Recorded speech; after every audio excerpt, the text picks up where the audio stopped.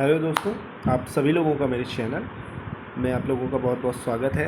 तो आज हम लोग करने वाले हैं बच्चों आप लोगों के यूपी बीएससी नर्सिंग यानी यूपी सी नेट के आप लोगों के फिजिक्स के इम्पॉर्टेंट क्वेश्चंस। ठीक है, आप लोग वीडियो को लास्ट तक ज़रूर देखिएगा। अगर आप लोग को कोई डाउट हो तो आप लोग मेरे टेलीग्राम चैनल से आप लोग नीचे मैं डिस्क्रिप्शन में लिंक दे दूँगा, आप लोग वहाँ से जुड़ जाना है। ठीक है बच्चों, तो चलिए करते हैं आज क्वेश्चन को स्टार्ट। ठीक है, अब मैं डेली क्लासेस लाऊंगा अपने यूट्यूब चैनल पे सारे सब्जेक्ट की, तो आप लोग मेरे चैनल को सब्सक्राइब कर लीजिएगा और मैं सारे क्वेश्चंस करवाऊंगा। ये यूपी सी नेट और एम्स वाले बच्चों के लिए और MSCET वाले बच्चों के लिए बहुत ही इम्पॉर्टेंट क्वेश्चन है। ठीक है, चलिए इस क्वेश्चन को करते हैं स्टार्ट। सो पहला क्वेश्चन है बच्चों, what is the dielectric constant of a metal. तो देखिए, मेटल का डाइइलेक्ट्रिक कांस्टेंट क्या होता है, इस क्वेश्चन में आप लोगों से यही पूछा जा रहा है। ठीक है बच्चों, तो बताइए कि डाइइलेक्ट्रिक कांस्टेंट किसी मेटल का क्या होगा, यही आप लोगों को बताना है। तो पहला ऑप्शन है -1, दूसरा ऑप्शन है 0, तीसरा ऑप्शन है 1, चौथा ऑप्शन है इनफाइनाइट। तो फटाफट आप सभी लोग जवाब दे दीजिए इसका। मुझे आशा करता हूँ आप सभी लोगों को ज़्यादा से ज़्यादा ये क्वेश्चन आता होगा बच्चों।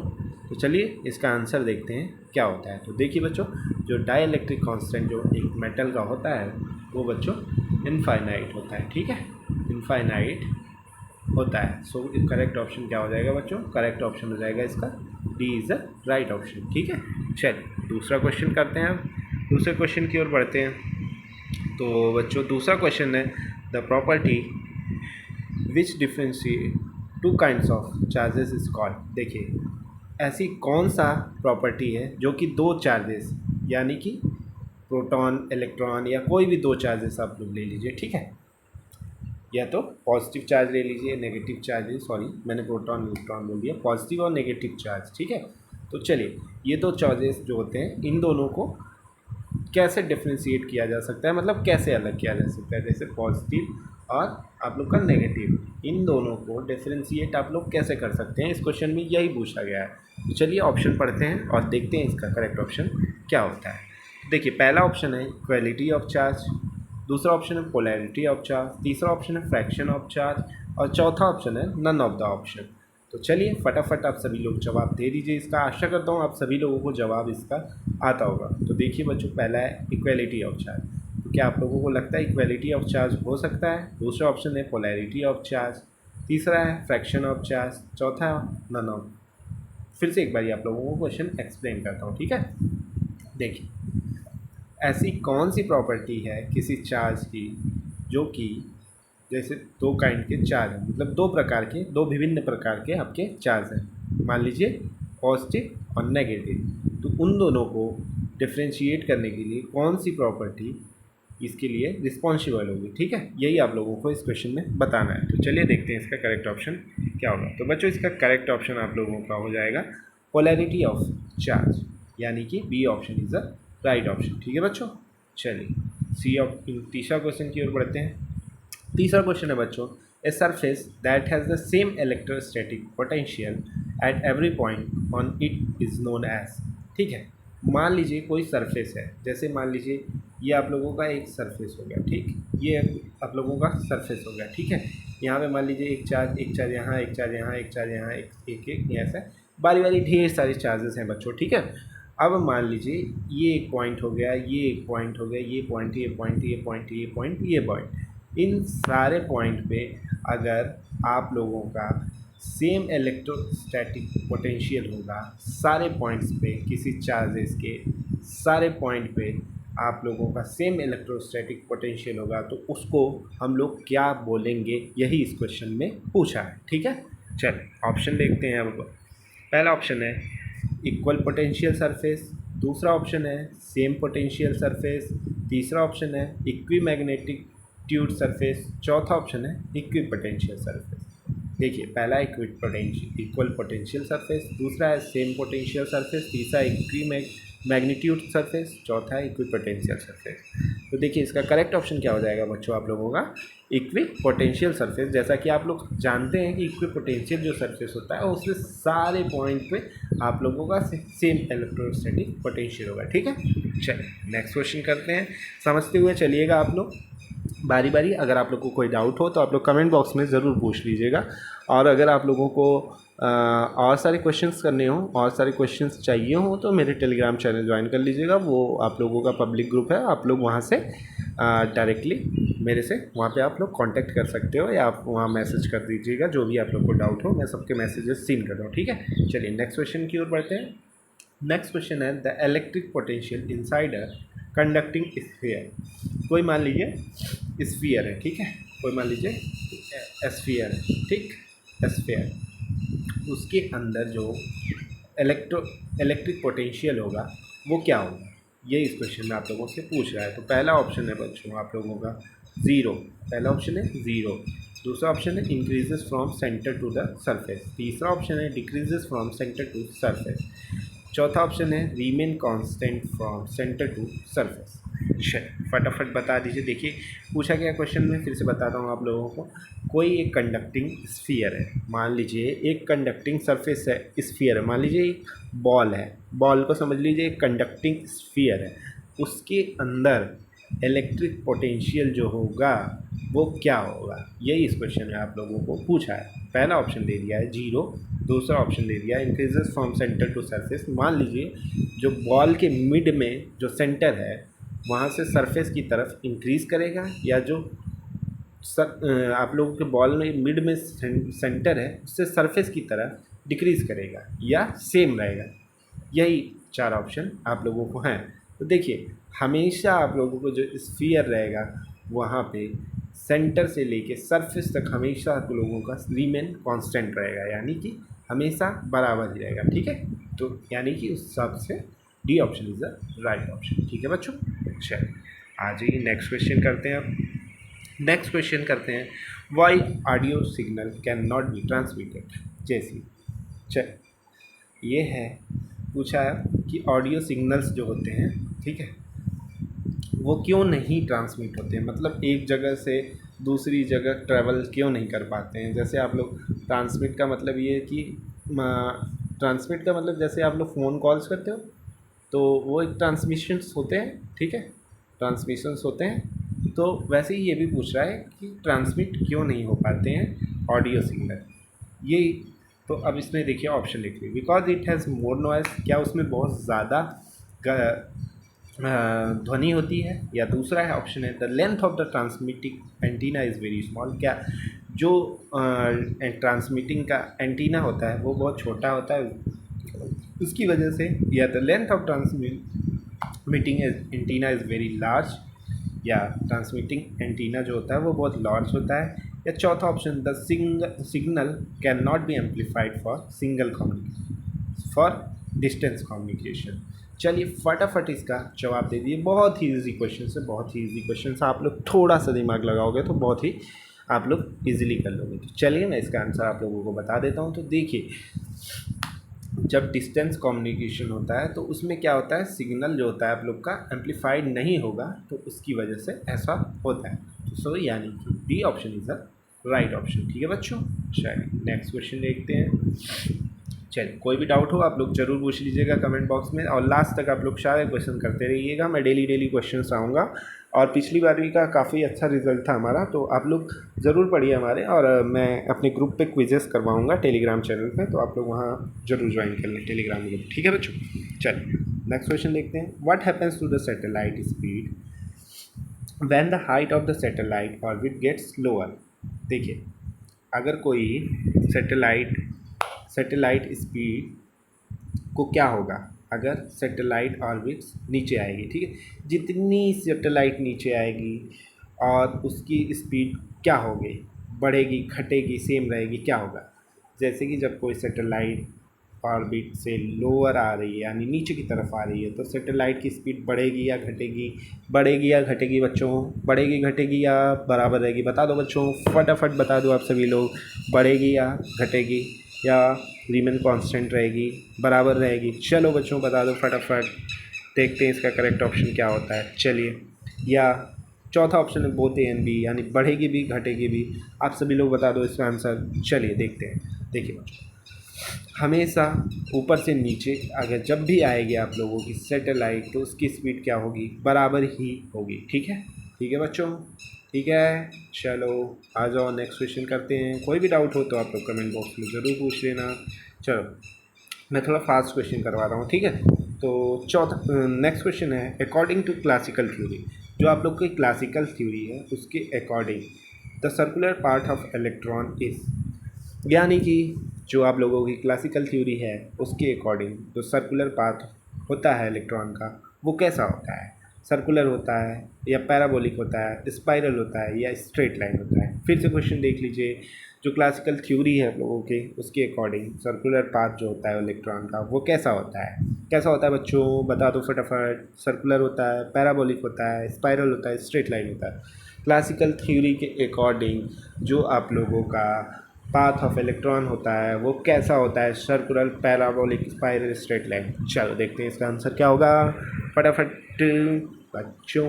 तो देखो इसका करेक्ट ऑप्शन हो जाएगा आप लोगों का स्पाइरल, यानी कि C option is the right option. चलिए नेक्स्ट क्वेश्चन देखते हैं अब। तो बच्चों नेक्स्ट क्वेश्चन क्या है आप लोगों का, which of the following did Bohr use to explain his theory, इनमें से कौन सी चीज़ को लेके बोहर ने अपने थ्योरी को एक्सप्लेन करने की कोशिश की थी, कौन सी चीज़ यूज़ करके बोहर ने अपनी थ्योरी को एक्सप्लेन किया था या सिद्ध किया था अपने थ्योरी को, या अपनी थ्योरी को बताया था, जो भी आप लोग मान लो, कौन सी चीज़ इसमें से यूज़ करके बोहर ने अपने थ्योरी के बारे में बताया था। चलो देखते हैं, पहला है क्वांटाइजेशन ऑफ एंगुलर मोमेंटम, ठीक है। चलो मोमेंटम जानते हो ना बच्चों क्या होता है, मोमेंटम क्या होता है बच्चों, मोमेंटम क्या होता है, mass into velocity, mass into velocity, P is equal to M into V, ठीक है बच्चों। चलो कंजर्वेशन ऑफ क्वांटम फ्रीक्वेंसी, दूसरा ऑप्शन है कंजर्वेशन ऑफ क्वांटम फ्रीक्वेंसी। तीसरा है कंजर्वेशन ऑफ मास, चौथा है कंजर्वेशन ऑफ लीनियर मोमेंटम। फटाफट बता दो आप लोग, सभी लोग बता दो इसका आंसर क्या होगा, कंजर्वेशन ऑफ लीनियर मोमेंटम होगा या कंजर्वेशन ऑफ मास होगा, कंजर्वेशन ऑफ क्वांटम फ्रीक्वेंसी होगा, या फिर आप लोगों का क्वांटाइजेशन ऑफ एंगुलर मोमेंटम होगा। चलो बच्चों देखते हैं इसका करेक्ट ऑप्शन क्या होगा। चलो देखते हैं क्या, आ जाओ सभी लोग आ जाओ जल्दी जल्दी। देखो इसका करेक्ट ऑप्शन होगा बच्चों कंजर्वेशन ऑफ लीनियर मोमेंटम होगा, ठीक है बच्चों। चलो नेक्स्ट क्वेश्चन देखते हैं। नेक्स्ट क्वेश्चन है सॉरी बच्चों, नेक्स्ट क्वेश्चन है who give the theory of quantization of electric charge. ये तो मुझे आशा करता हूँ कि सबको आता होगा क्वेश्चन, सबको आता होगा।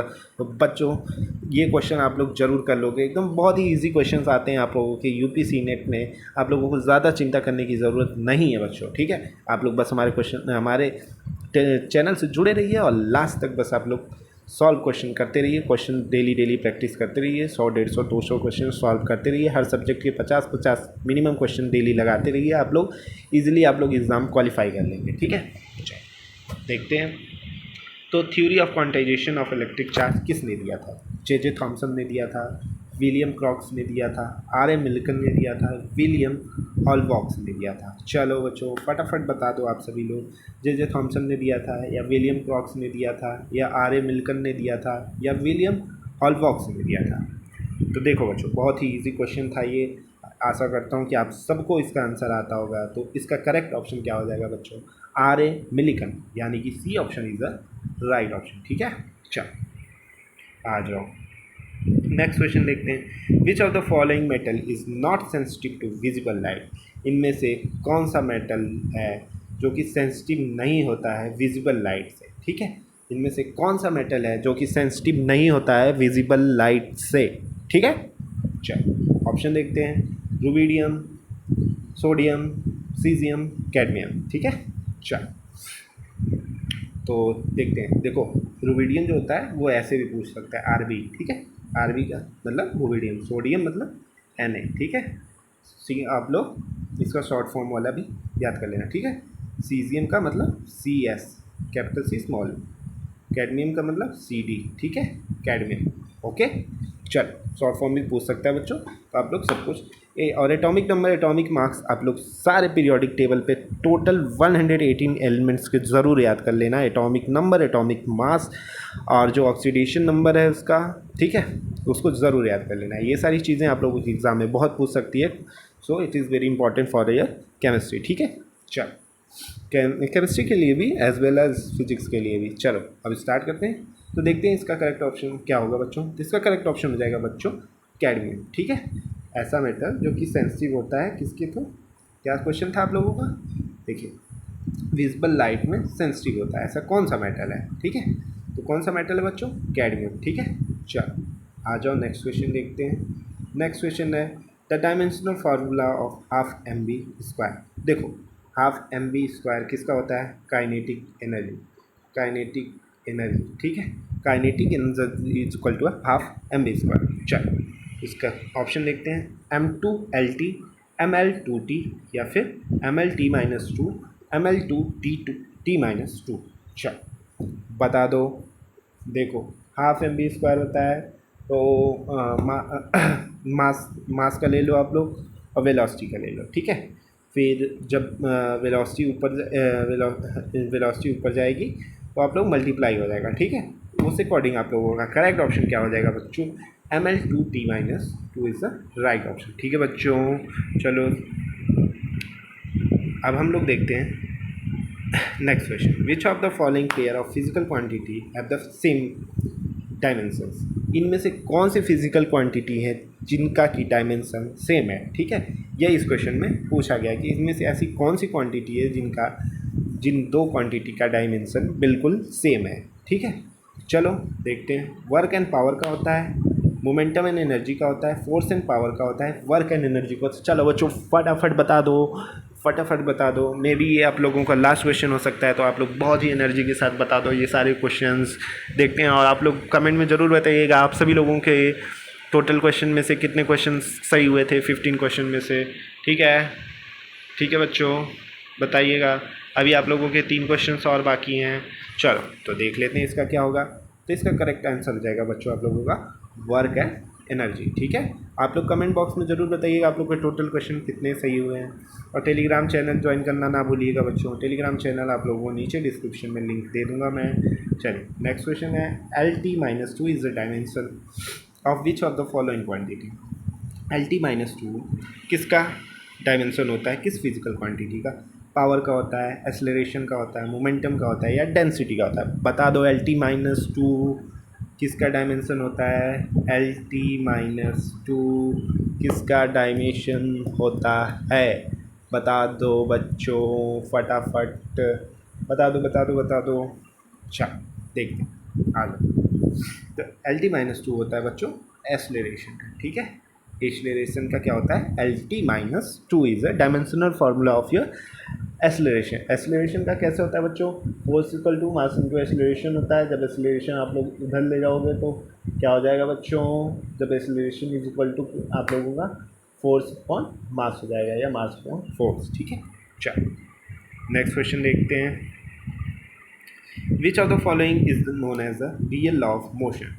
रियल लॉ ऑफ मोशन किसको बोलते हैं, first law Newton first law को, न्यूटन सेकंड लॉ को, थर्ड लॉ को, या फोर्थ लॉ को। फटाफट सभी लोग जवाब देंगे, बहुत ही इजी क्वेश्चन है, आशा करता हूँ सबको आता होगा। जल्दी बच्चों फटाफट दे दो जवाब। चलो देख, तो इसका करेक्ट ऑप्शन क्या हो जाएगा बच्चों, सेकंड लॉ ऑफ मोशन को क्या बोलते हैं, रियल लॉ ऑफ मोशन। ठीक है, रियल लॉ ऑफ मोशन। ठीक है, रियल लॉ ऑफ मोशन।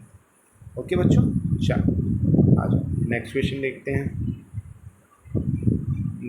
ये बच्चों आप लोग का last question. When a moving बस, जब एक कोई बस मूव करती है तो अचानक से ब्रेक मार देता है। जैसा कि आप लोग देखते होंगे बहुत, अब आप लोग जो भी लोग स्कूल से जाते होंगे या फिर घर पे जिनके भी कार होगी, तो कभी कार से आप लोग गए होंगे तो देखो अचानक से जब ब्रेक लगता है तो आप लोग पीछे की तरफ से अगर सीट बेल्ट नहीं लगाए रहते तो आगे की तरफ जाते हो। अगर सीट बेल्ट लगाए भी रहते हो फिर भी आप लोग आगे की तरफ ब्रेक लगने के बाद जाता है। ऐसा क्यों होता है बच्चों, हर चीज़ आप लोगों की फ़िज़िक्स से जुड़ी हुई है। ठीक है, हर चीज़ आप लोग की फ़िज़िक्स से जुड़ी हुई है। जब भी आप सोचोगे तो हर तरफ आप लोग की फ़िज़िक्स से जुड़ी हुई है। चलिए देखते हैं आगे क्यों, जब ब्रेक लगता है तो आप आगे की तरफ जाते हो, ऐसा क्यों होता है। ये किस थ्योरी ने एक्सप्लेन किया था, तो थ्योरी ऑफ रिलेटिविटी की ने एक्सप्लेन किया था, न्यूटन फर्स्ट लॉ ने एक्सप्लेन किया था, Newton second law, Newton third law. फटाफट बता दो बच्चों। देखो न्यूटन फर्स्ट लॉ को क्या बोलते हैं, लॉ ऑफ इनर्शिया। जैसे कि जब तक आप कोई एक्सटर्नल फोर्स किसी चीज़ पे अप्लाई नहीं करोगे तब तक वो मूव नहीं कर सकता है। ठीक है, तो इस अकॉर्डिंग आप लोगों का करेक्ट ऑप्शन क्या हो जाएगा बच्चों, इसका करेक्ट ऑप्शन हो जाएगा न्यूटन फर्स्ट लॉ। ठीक है बच्चों, तो ये लास्ट क्वेश्चन था। अब इस वीडियो को यहीं ख़त्म करते हैं बच्चों। बहुत बहुत थैंक यू। और ऐसे वीडियो के लिए आप लोग कमेंट बॉक्स में ज़रूर बताइएगा कितने क्वेश्चंस आप लोग के सही हुए हैं। फिर नेक्स्ट वीडियो के साथ हम लोग मिलेंगे नेक्स्ट डे। ठीक है बच्चों, आप लोग मेरे चैनल के साथ जुड़े रहिए और टेलीग्राम चैनल ज़रूर ज्वाइन कर लीजिए। चलिए मिलते हैं नेक्स्ट वीडियो में।